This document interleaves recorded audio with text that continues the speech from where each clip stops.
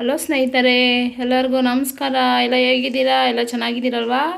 ಕಾವ್ಯ YouTube ಚಾನಲ್ಗೆ ಸ್ವಾಗತ. ಈ ದಿನ ನಾನು ಖಾರ ಏನಾದರೂ ತಿನ್ನಬೇಕಂತ ನಾನು ಉಪ್ಪು ಸಾಂಬಾರು ಹೇಗೆ ಮಾಡೋದಂತ ತೋರಿಸ್ಕೊಡ್ತಾ ಇದ್ದೀನಿ. ತುಂಬ ಸಿಂಪಲ್ಲಾಗಿ ತುಂಬ ರುಚಿಯಾಗಿರುತ್ತೆ ನೋಡಿ. ಈ ಥರ ಮುದ್ದೆ, ಬಿಸಿ ಬಿಸಿ ಮುದ್ದೆ ಜೊತೆ ಪಲ್ಯ ಮತ್ತು ಉಪ್ಸಾರು ಖಾರ ಹೇಗೆ ಮಾಡೋದಂತ ತೋರಿಸ್ಕೊಡ್ತೀನಿ. ಅದಕ್ಕಿಂತ ಮುಂಚೆ ನಾನು ವಿಡಿಯೋ ಸಬ್ಸ್ಕ್ರೈಬ್ ಮಾಡ್ಕೊಳ್ಳಿ ಅಂದರೆ ಹೀಗೆ ಸಬ್ಸ್ಕ್ರೈಬ್ ಮಾಡ್ಕೊಳ್ಳಿ. ಹಾಗೆ ಮೇಲಿರೋ ಬೆಲ್ ಬಟನ್ ಕ್ಲಿಕ್ ಮಾಡಿ, ಲೈಕ್ ಕೊಡಿ, ಶೇರ್ ಮಾಡಿ, ಕಮೆಂಟ್ ಮಾಡೋದು ಮರಿಬೇಡಿ. ಈಗ ಬನ್ನಿ ಹೇಗೆ ಮಾಡೋದಂತ ತೋರಿಸ್ಕೊಡ್ತೀನಿ. ಈಗ ನೋಡಿ ಮಾಡೋ ವಿಧಾನ ಮತ್ತು ಬೇಕಾದ ಪದಾರ್ಥ ತೋರಿಸ್ಕೊಡ್ತೀನಿ. ನಾನು ಅರ್ಧ ಕಪ್ಪು ಹೆಸ್ರು ಕಾಳು ತೊಗೊಂಡಿದ್ದೀನಿ. ಇದು ಪಲ್ಯ ಒಗ್ಗರಣೆಗೆ ಈರುಳ್ಳಿ ಮತ್ತು ಸ್ವಲ್ಪ ಬೆಳ್ಳುಳ್ಳಿ ಬಿಡಿಸಿ ಸಿಪ್ಪೆ ಬಿಡಿಸಿ ನೋಡಿ ಚಚ್ಕೊಂಡಿದ್ದೀನಿ. ಒಣಮೆಣಸು, ಸ್ವಲ್ಪ ಸಾಸಿವೆ ನೋಡಿ, ಒಂದು ಕಟ್ಟು ಸಬ್ಬಕ್ಕಿ ಸೊಪ್ಪು ತೊಗೊಂಡಿದ್ದೀನಿ. ನೀಟಾಗಿ ತೊಳೆದು ನೋಡಿ ಈ ಥರ ಚಿಕ್ಕ ಚಿಕ್ಕದಾಗಿ ಕಟ್ ಮಾಡ್ಕೊಂಡು ತೊಗೊಂಡಿದ್ದೀನಿ. ರುಚಿಗೆ ತಕ್ಕಷ್ಟು ಉಪ್ಪು. ಇದು ಉಪ್ಸಾರು ಖಾರಕ್ಕೆ ಸ್ವಲ್ಪ ಬೆಳ್ಳುಳ್ಳಿ, ಖಾರಕ್ಕೆ ಅನುಗುಣವಾಗಿ ಒಣಮೆಣಸು, ಸ್ವಲ್ಪ ಕೊತ್ತಂಬರಿ ಸೊಪ್ಪು, ಹುಳಿಗೆ ಹುಣಸೆಹಣ್ಣು ಸ್ವಲ್ಪ, ಅರ್ಧ ಈರುಳ್ಳಿ, ಸ್ವಲ್ಪ ಜೀರಿಗೆ, ಸ್ವಲ್ಪ ಮೆಣಸು ನೋಡಿ, ಸ್ವಲ್ಪ ಕರಿಬೇವು. ಈಗ ನಾನು ಸೊಪ್ಪು ಬೇಯಿಸ್ಕೊಬಿಡ್ತೀನಿ. ಫಸ್ಟು ಒಂದು ಕುಕ್ಕರ್ಗೆ ಹೆಸರು ಕಾಳು ಆ್ಯಡ್ ಮಾಡ್ಕೊತೀನಿ. ಈಗ ಇದನ್ನು ವಾಶ್ ಮಾಡ್ಕೊಬರ್ತೀನಿ ನೋಡಿ. ಈಗ ನಾನು ಕಾಳನ್ನ ವಾಶ್ ಮಾಡಿಕೊಂಡು ತೊಗೊಂಡಿದ್ದೀನಿ. ನೀವು ಯಾವುದೇ ಕಾಳಾಗಲಿ ವಾಶ್ ಮಾಡಿಕೊಂಡೆ ನೀವು ಅಡುಗೆ ಮಾಡಬೇಕು. ಈಗ ನಾನು ಸೊಪ್ಪು ತೊಗೊಂಡಿದ್ದಲ್ಲ ಅದನ್ನು ಸೇರಿಸ್ಕೊತೀನಿ. ನಾನು ಒಂದು ಕಟ್ ತೊಗೊಂಡಿದ್ದೆ. ನಾನು ರುಚಿಗೆ ತಕ್ಕಷ್ಟು ಉಪ್ಪು ಸೇರಿಸ್ಕೊತೀನಿ.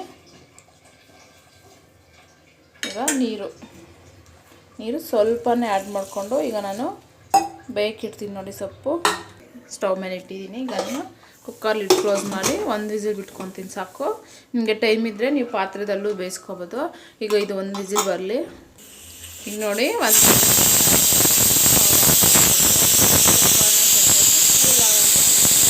ಈಗ ನೋಡಿ ಕುಕ್ಕರ್ ವಿಸಿಲೆಲ್ಲ ತಣ್ಣಗಾಗಿದೆ. ಈಗ ನಾನು ಓಪನ್ ಮಾಡಿ ನೋಡ್ತೀನಿ.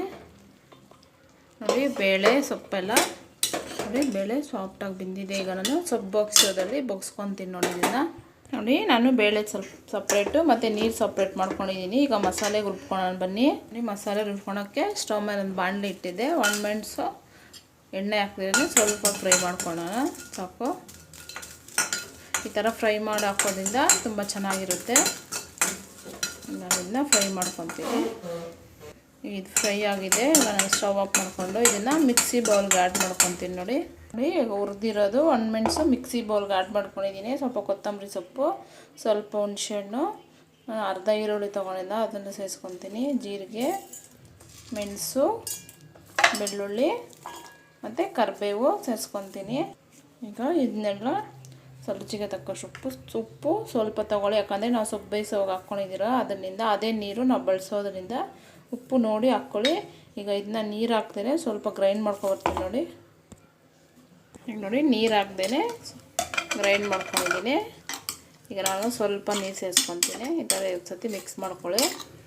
ಈಗ ನಾನು ಸ್ವಲ್ಪ ನೀರು ಸೇರಿಸ್ಕೊತೀನಿ ನೋಡಿ. ನಾವು ಸೊಪ್ಪು ಬೇಯಿಸಿದ್ರಲ್ಲ ಅದೇ ನೀರನ್ನ ಆ್ಯಡ್ ಮಾಡ್ಕೊತೀನಿ ನಾನು ಸ್ವಲ್ಪ. ಈಗ ಇನ್ನೊಂದು ಸತಿ ರುಬ್ಕೊಬರ್ತೀನಿ ನೋಡಿ. ಉಪ್ಪು ಸಾರು ಖಾರ ರೆಡಿಯಾಗಿದೆ. ಈ ಥರ ತರತರಿಯಾಗಿ ರುಬ್ಕೋಬೇಕು, ಜಾಸ್ತಿ ನೈಸಾಗಿ ರುಬ್ಕೋಬಾರ್ದು. ಈಗ ನಾನು ಇದು ರೆಡಿಯಾಗಿದೆ. ಈಗ ಪಲ್ಯ ಒಗ್ಗರಣೆ ಕೊಡೋಣ ಬನ್ನಿ ನೋಡಿ. ಉಪ್ಪು ಸಾರು ಖಾರಕ್ಕೆ ಸ್ಟವ್ ಮೇಲೆ ಬಾಣಲೆ ಇಟ್ಟು ಎಣ್ಣೆ ಸೇರಿಸ್ಕೊಂಡಿದ್ದೀನಿ. ಈಗ ಎಣ್ಣೆ ಕಾದಿದೆ. ನಾನು ಸ್ವಲ್ಪ ಸಾಸಿವೆ ಸೇರಿಸ್ಕೊತೀನಿ. ಸಾಸಿವೆ ಚಿಡೀಲಿ. ಸಾಸಿವೆ ಚಿಡೀತಾ ಇದೆ. ಈಗ ಬೆಳ್ಳುಳ್ಳಿ ಸೇರಿಸ್ಕೊತೀನಿ. ಹಾಗೆ ಈರುಳ್ಳಿ ಮತ್ತು ಒಣಮೆಣಸು ಆ್ಯಡ್ ಮಾಡ್ಕೊತೀನಿ. ಈಗ ಎಣ್ಣೆದಲ್ಲೇ ಸ್ವಲ್ಪ ಫ್ರೈ ಮಾಡ್ಕೊಳ್ತಿದ್ದನ್ನ ಜಾಸ್ತಿ ಏನು ಫ್ರೈ ಮಾಡೋಕ್ಕೆ ಹೋಗೋದು, ಸ್ವಲ್ಪ ಫ್ರೈ ಮಾಡಿ ಸಾಕು. ನಾನು ಇದನ್ನ ಫ್ರೈ ಮಾಡ್ಕೊತೀನಿ. ಈಗ ನೋಡಿ ಈರುಳ್ಳಿ ಫ್ರೈ ಆಗಿದೆ. ಈಗ ನಾನು ಸೊಪ್ಪು ಬೇಯಿಸಿಟ್ಕೊಂಡಿದ್ದೆನಲ್ಲ ಅದನ್ನ ಆ್ಯಡ್ ಮಾಡ್ಕೊತೀನಿ. ಈಗ ಸೊಪ್ಪು ಹಾಕ್ಕೊಂಡಿದ್ದೀನಿ. ಈಗ ಚೆನ್ನಾಗಿ ಮಿಕ್ಸ್ ಮಾಡ್ಕೊತೀನಿ. ಈರುಳ್ಳಿ ಎಲ್ಲ ಒಗ್ಗರಣೆ ಎಲ್ಲ ಸೊಪ್ಪಿಗೆ ಹೊಂದ್ಕೊಳ್ಳೋ ಹಾಗೆ ಮಿಕ್ಸ್ ಮಾಡ್ಕೊತೀನಿ ನೋಡಿ.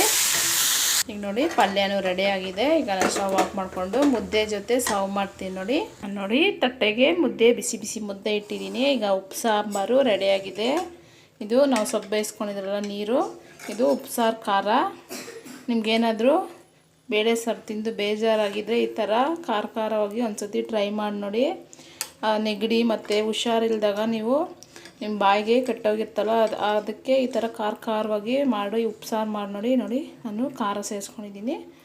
ನಾವು ಸೊಪ್ಪು ಬೇಯಿಸಿದಲ್ಲ ಅದು ನೀರನ್ನ ಆ್ಯಡ್ ಮಾಡ್ಕೊತೀನಿ ನೋಡಿ. ಸಾಂಬಾರು ರೆಡಿಯಾಗಿದೆ. ಬಿಸಿ ಬಿಸಿ ಮುದ್ದೆ ಜೊತೆ ತುಪ್ಪ ಹಾಕ್ಕೊಂಡು ತಿನ್ನೋಡಿ. ಟೇಸ್ಟ್ ಅಂತೂ ತುಂಬ ಚೆನ್ನಾಗಿರುತ್ತೆ. ನೀವು ಒಂದು ಸತಿ ಈ ಥರ ಮಾಡ್ಕೊಂಡು ತಿಂದರೆ ನೀವು ಮತ್ತೆ ಮತ್ತೆ ಇದೇ ಥರ ಉಪ್ಸಾರು ಮಾಡ್ಕೊಂಡು ತಿಂತೀರಾ, ಆ ಥರ ಇರುತ್ತೆ ಈ ಸಾಂಬಾರು ಉಪ್ಸಾರು. ನೋಡಿ, ನಿಮಗೂ ಇದು ಇಷ್ಟ ಆಗಿದರೆ ಮನೇಲಿ ಟ್ರೈ ಮಾಡಿ, ಟೇಸ್ಟ್ ನೋಡಿ ಹೇಗೆ ಬಂದಿದೆ ಅಂತ ಕಮೆಂಟ್ ಮಾಡಿ, ಲೈಕ್ ಕೊಡಿ ಮತ್ತು ಶೇರ್ ಮಾಡೋದು ಮರಿಬೇಡಿ. ಬಾಯ್.